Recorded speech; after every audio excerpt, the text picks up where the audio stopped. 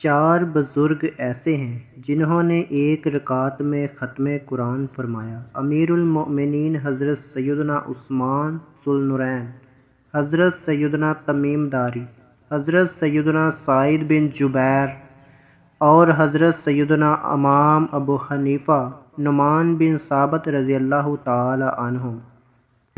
حضرت سیدنا امام اوزاعی رحمۃ اللہ علیہ نے مسجد نبوی شریف میں قبر انور اور ممبر اطہر کے درمیان ایک نوجوان کو ملاحظہ فرمایا۔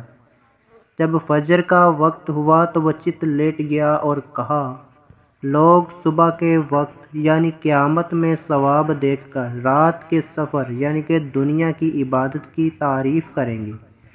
یہ سن کر حضرت سیدنا امام اوزاعی رحمۃ اللہ علیہ نے فرمایا، اے بھتیجے، یہ سعادت تمہارے اور تم جیسے لوگوں کے لیے ہے، نہ کہ اونٹوں کے چرواہوں کے لیے۔